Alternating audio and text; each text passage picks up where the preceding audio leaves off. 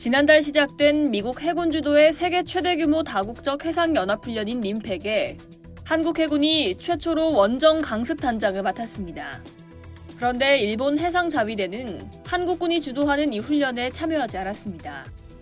중국과 러시아에 대응하기 위해 한미일 안보 협력을 강화하려는 움직임이 나타나고 있지만 일본이 한국을 협력 대상이 아닌 경쟁 상대로 인식하면서 이런 파열음이 발생한 건데요.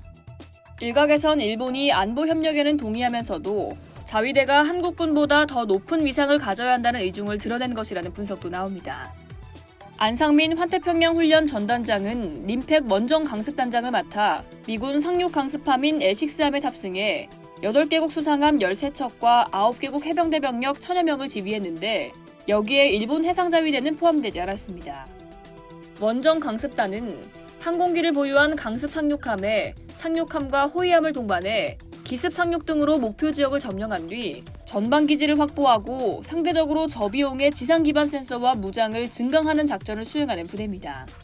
1990년 처음 님팩에 참가한 후 한국 해군은 해상 전투 지휘관이나 기동부대 사령관 직책을 수행한 적은 있지만 원정 강습단장을 맡은 건 이번이 최초인데요.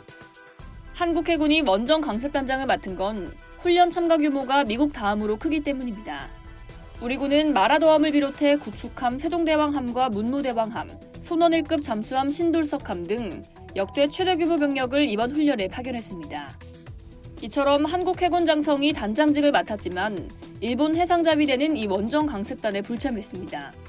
대신 해상자위대는 미국 지휘를 받는 항모 강습단과 특수전에 편성돼 훈련에 참가했는데요.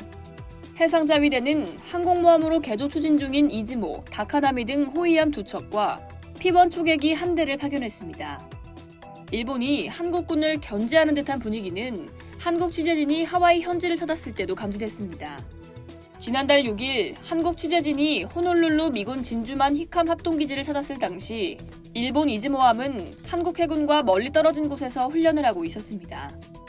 이처럼 어색한 분위기가 계속되자 한미일 안보 협력이 실질적으로 진전되기 위해선 일본 측의 태도 변화가 선행돼야 한다는 목소리가 나옵니다. 한미 국방장관은 지난달 29일 미국 현지에서 만나 한미일 안보 협력 강화를 다짐했는데요. 미국 국방부는 한미 국방장관 회담 다음 날인 지난달 30일 오스틴 장관과 이종섭 장관은 일본을 포함한 3자가 협력하고 공동 안보와 번영을 보호하고 공동 가치를 유지하며 규칙에 기반을 둔 국제 질서를 공고하게 하는 영내 협력을 증진하는 것의 중요성에도 뜻을 같이 했다고 전했습니다. 한국 국방부도 다음 날 한미 양측은 북한의 핵미사일 위협에 대응하기 위한 3국 협력 필요성에 공감하고 이를 위한 향후 추진 방안에 대해 논의했다며 한미일 안보 협력 강화를 시사했습니다. 이에 따라 1일부터 오는 14일까지 하와이 인근 해상에서 미국 태평양 함대 사령부 주관으로 탄도미사일 탐지 추적 훈련인 퍼시픽 드래곤이 열립니다. 이 훈련은 미군 주도로 이뤄지는데요. 한국 해군과 일본 해상자위대도 훈련에 동참할 예정입니다. 이번 훈련에서 일본 해상자위대가 어떤 모습을 보일지 지켜봐야겠습니다. 이상 K디펜스였습니다.